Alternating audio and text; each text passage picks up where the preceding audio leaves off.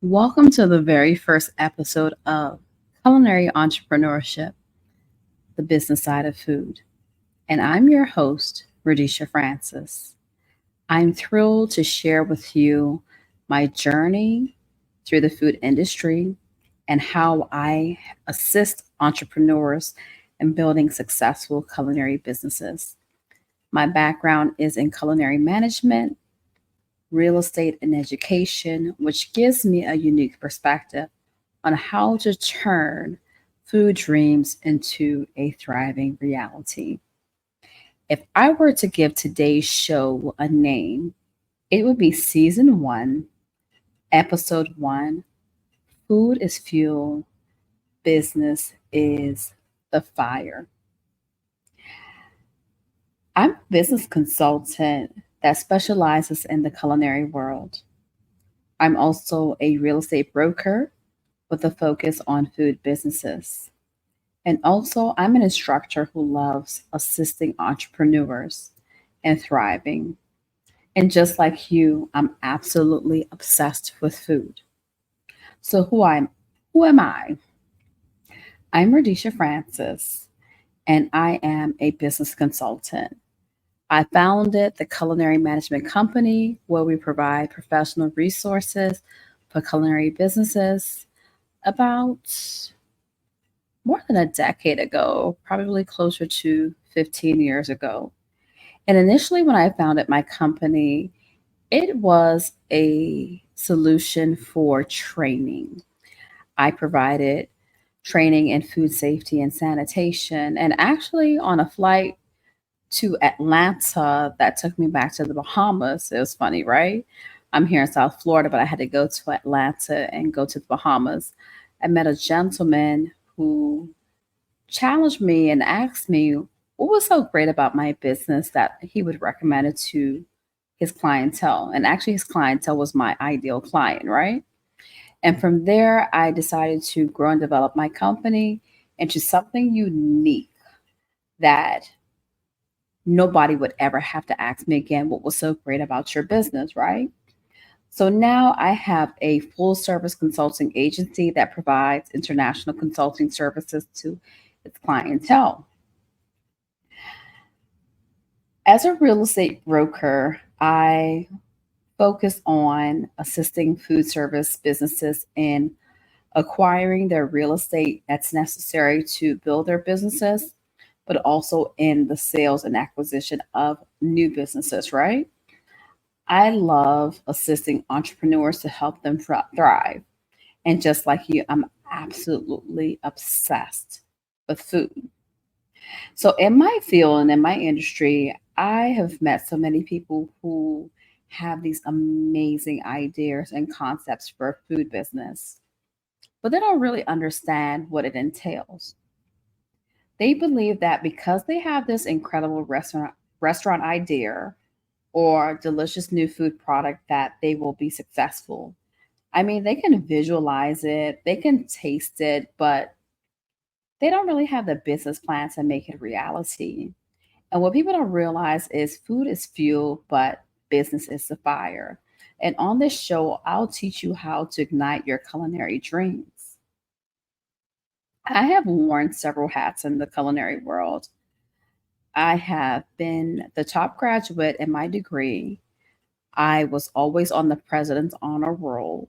I graduated with honors. I've been an instructor at Le Cordon Bleu Culinary Arts. I've been a writer for Entrepreneur Media, and my focus has always been on the intersection of food, passion, and smart business strategy. And what I will do is I will share my experience with you or experiences with you with clientele to show you what it is that you might be not focusing on and what you should focus on in order to be successful. So let's say now you have a really good idea for a restaurant, right? Or a delicious new product. Now, I mean, you can visualize it, you can taste it because you've probably made it many times before, but you don't really have the business plan to make it a reality. I want you to understand that Just because you have an amazing recipe does not mean that you will be successful in the food industry. There is this, what I can see is like a culinary mirage. People believe that passion is enough, and it's not. There's this belief that in the culinary industry, the idea that if you love to cook or have a killer recipe, that success is guaranteed. But that is not the true reality because there's a harsh truth that passion alone won't pay the bills and it won't make you successful. Restaurants, unfortunately, go under more often than people imagine. And it's not because the food was bad, but because the business planning was non existent. Running a food business isn't just about what you serve to your clientele, it's not just about what's on the plate. There's a whole ecosystem involved with cost, marketing, staff, legal stuff. The list goes on. That's what we're going to demystify, so to say, on this show. I want you to understand that from your recipe, you have to be able to generate revenue, and that will be how you build a strong foundation for your business. So, I want you to go with me and let's get to the core of making your food dream a reality. It all starts with a solid business plan. But here's why so many people go wrong. They leave their menu as the last thing on the list.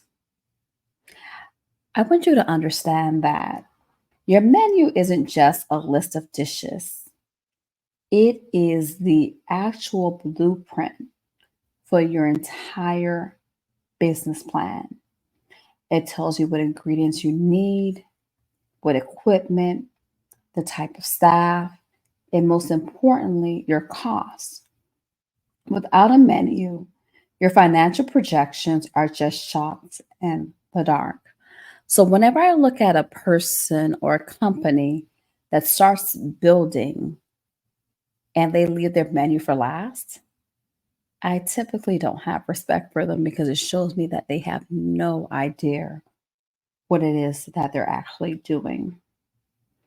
And for many, paperwork can be intimidating, but understanding the legal side is essential too. So I want to know if you are going to enter this world, this beautiful, delicious world of culinary entrepreneurship, you must be up to date on food safety regulations. Are you up to date on those things? Are you aware of what permits you need? These are some of the things that we might cover on this show because with the show, it's here to really get you to think and to spark ideas for you. But it's not here for consulting for you specifically, but it is to get you to think beyond the kitchen and then to master your business acumen. I want you to understand that even though you may have mastered or hired someone that mastered their knife skills, what are their business skills? Do terms like food cost or profit margin send shivers down your spine or their spine? Because it shouldn't. Knowing numbers is so key to making smart decisions. In a culinary business, every ingredient costs money. And to make a profit, you have to price your menu accordingly. Marketing your amazing food is just as important as creating it. These are some of the things that we'll talk about on culinary entrepreneurship, the business side of food. Do you have your social media strategies in place? Do you know how to partner with other local businesses? Do you know of the many ways to get your name out there? Many culinary entrepreneurs need a reality check because their ego can be their recipe for failure. I have seen so much. I've seen celebrity chefs with amazing food have massive hype and then poof, their doors close. They've invested hundreds of thousands, if not millions of dollars, and their business closed.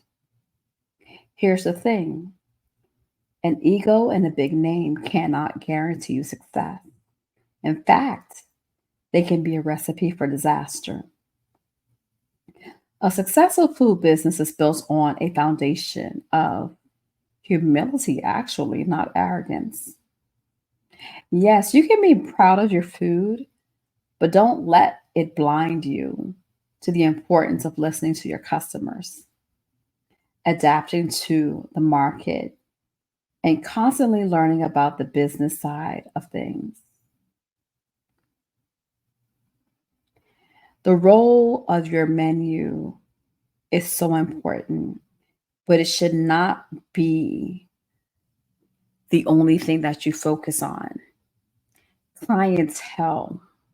If your clients, your customers give you feedback, you must really listen to what they have to say. Because even though you may pride your culinary skills, that's not enough. You must listen to your clientele and be willing to adapt to them because they are the ones that will actually contribute to the success of your business. Also, in the food industry, you have to be so creative with your solution. I don't want you to think that you should limit yourself to traditional dining. I want you to understand that embracing things like technology for better customer experiences and catering options or even pop-up type events creates new revenue sources and makes your business more resilient. In the food industry, so many people believe that once you can cook, you can be successful, and that is so far from being true. I love working with my clients to create additional revenue streams. What is also important if you are a culinary entrepreneur is to have vision for your growth. It shouldn't just be about the food. A successful business requires careful planning and operational know how. Yes, you can start with a smart menu plan and you'll build a strategy that helps you scale, regardless of how much money you have to invest initially, right? But you must engage with your clientele. You must engage with your audience. You must listen to what they have to say. Have you listened to your customers and what they said that they've liked or they don't like? Or are you going to learn that lesson that when you don't listen to them, your doors may close?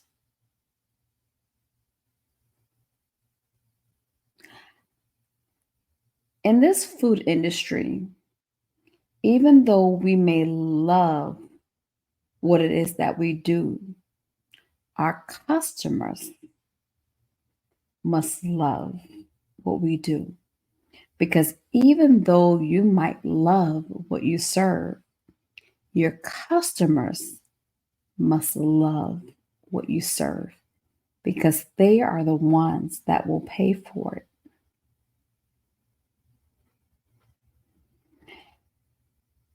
When I speak about culinary entrepreneurship, the business side of food, running a food business isn't just about what's on the plate.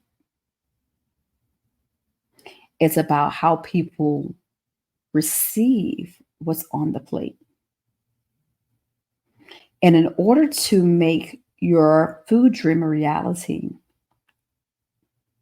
you must listen to those that you serve.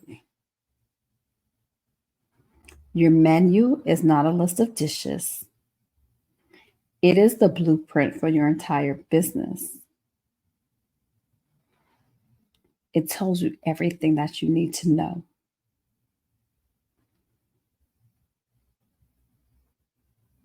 Do you have systems in place where your clientele are able to tell you how to shift and adjust and adapt?